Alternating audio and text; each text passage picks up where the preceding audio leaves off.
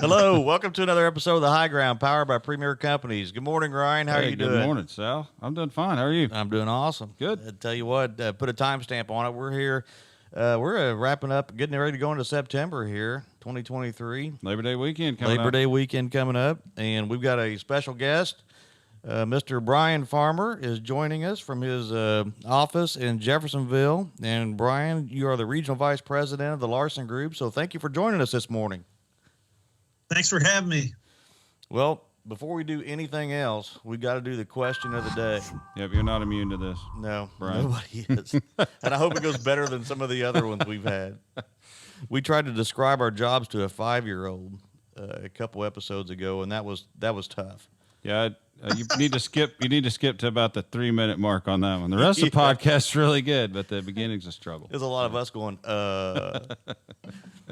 So, Brian, the question of the day. Excluding money, I want to make sure I get this right. Excluding money, what would you want to have an unlimited supply of for the rest of your life, and why? Wow, that's a good one, Sal. I did email this to you. So your 600 emails that are in your inbox. Yeah. You know, I don't have anything prepared for it though. I'm ready. I'm ready. So excluding money, Brian, what would you want to have an unlimited supply of for the rest of your life? I would have to say health, Sal. Oh, that's a good one. That's mine. Ridiculous. All right, cut. I'm going first. Bad guest.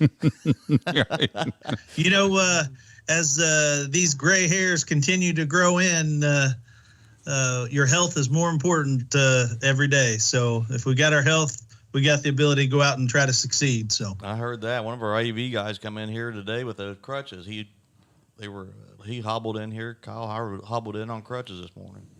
Unbelievable. I know. Let's see the other guy, right, Kyle? Yeah. Ryan, if you could have anything, unlimited supply. Well, he took mine. I know. But I'm going to go with health as well. I'm sticking with it because I think it's a good answer, Brian. I agree with you 100%. All the rest of that stuff will work itself out if we do have our health. And yeah, I mean, there's so many things that can happen so quickly that we overlook that as being a benefit a lot of times. But yep, I'm with you on that one. Turns out, easy question. It really was. Yeah, sure. I'll go with obviously family. We'll just go with health and family. So that we got a fun family, and it's a lot of fun. And assuming I have good health, that's like to have that. So, exactly. Well, Brian, tell us a little bit about yourself. yeah, so I reside in Washington County. Yay. Awesome. Grew up. Yeah. Awesome county in Indiana. Yeah. Grew up in central Indiana, Greenwood, south of Indianapolis. My wife and I moved down to Washington County in the mid-'90s after we got married.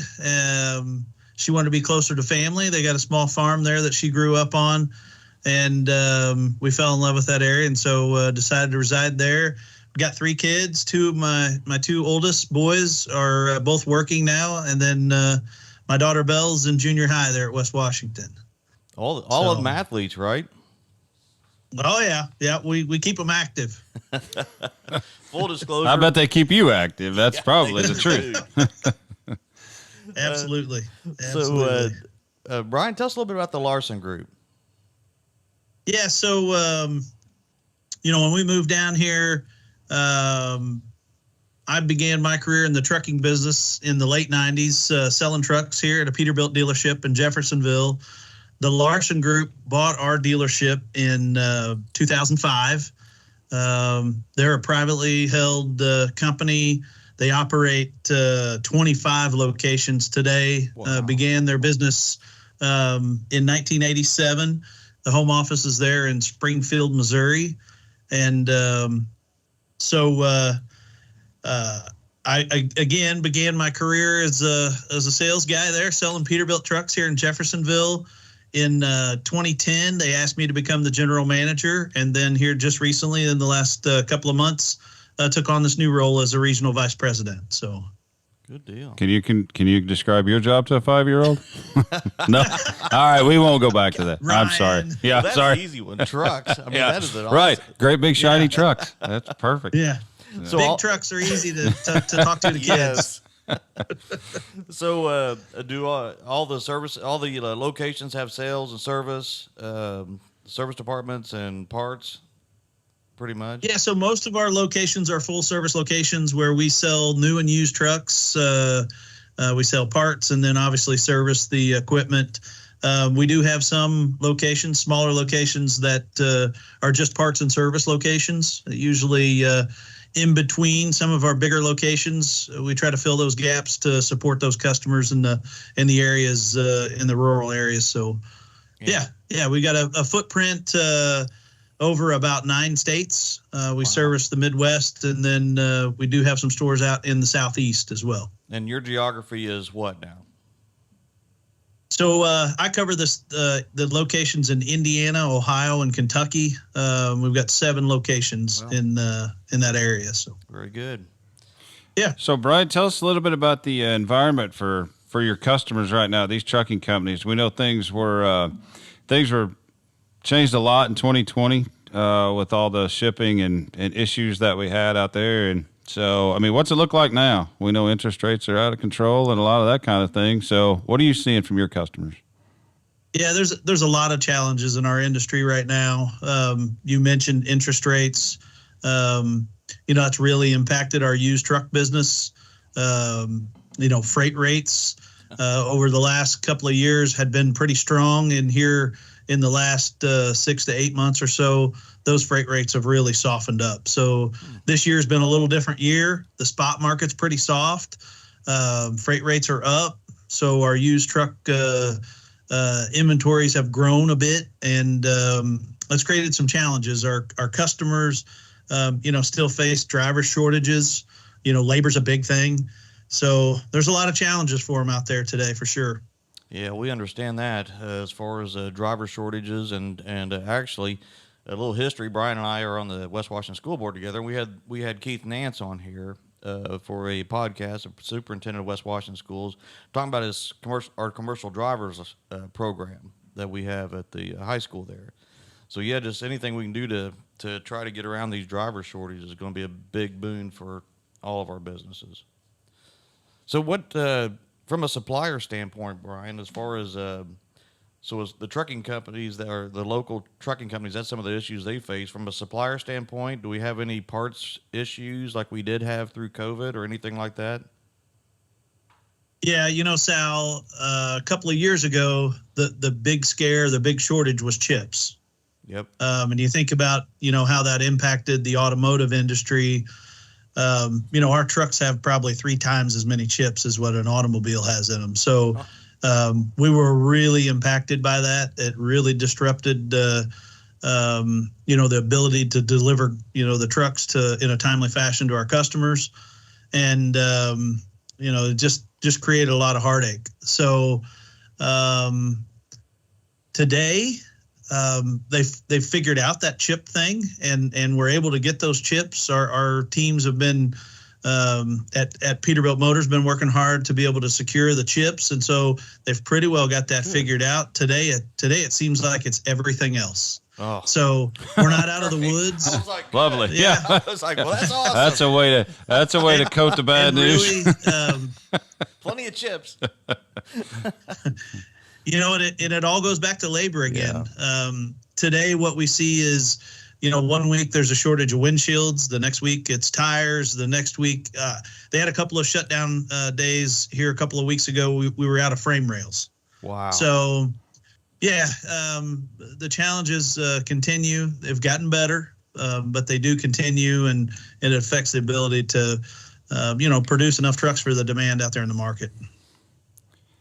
So is this, everything, I know you guys just had a release, I believe, of, you've got a new model coming out. Is that right? That kind of harkens back to the classic 389s and 379s. And how's that going? Closet trucker in here. I love it. I love it. Yeah.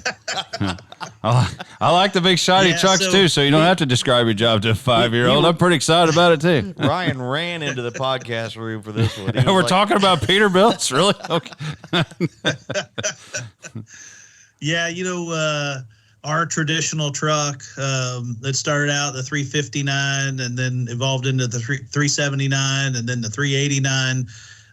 We're continuing down that path. There was a lot of nervous people out there that truck was going away, and the greenhouse gas laws and the EPA, they continue to put pressure to increase fuel economy and aerodynamics. But yeah, I'm happy to say that our new model, the 589, we had a big reveal out in Texas here a couple of months ago.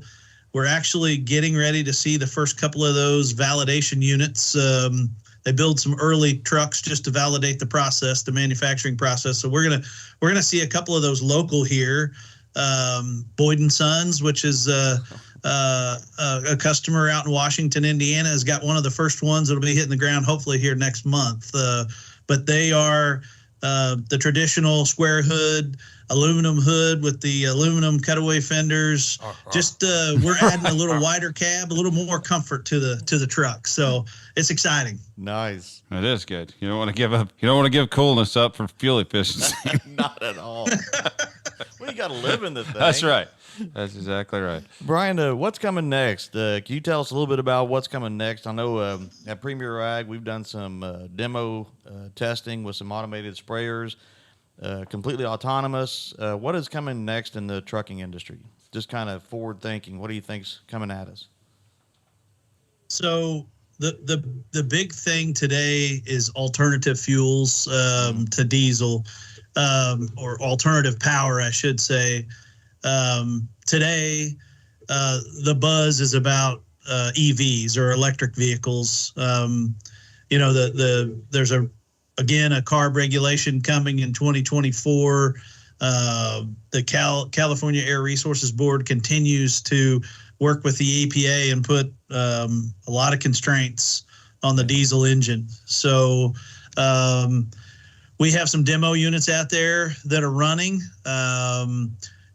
It's a real thing, but the chassis are really heavy.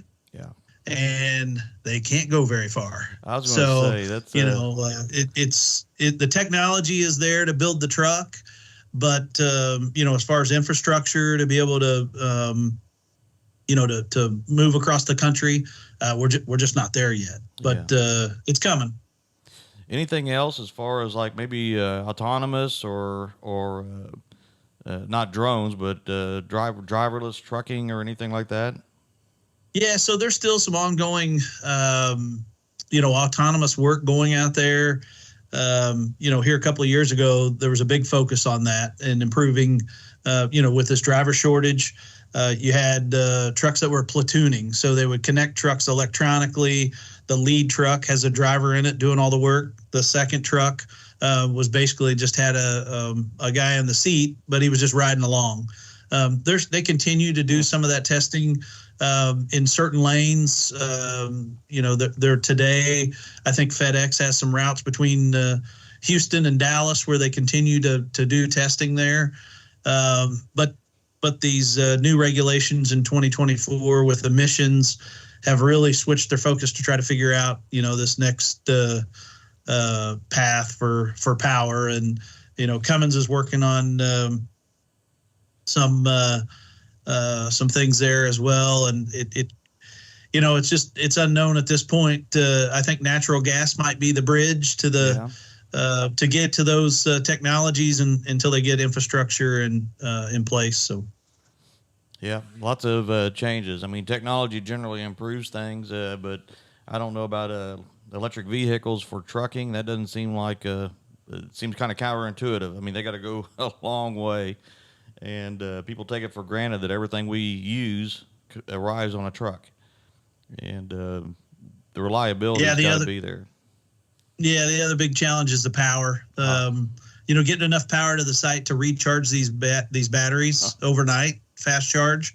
It is a big challenge. So, all right. Well, Brian, thanks for joining us today. Do you have anything else that you'd like to cover? No, I don't think so. I appreciate you guys having me on, and look forward to catching up on some future podcasts that you guys might have. All right. Well, bring one of them new trucks by, and we'll take a look at it. We'll do it. Thanks, Brian. And that Yep. concludes another episode of the High Ground powered by Premier Companies. Please like and subscribe, and have a good day.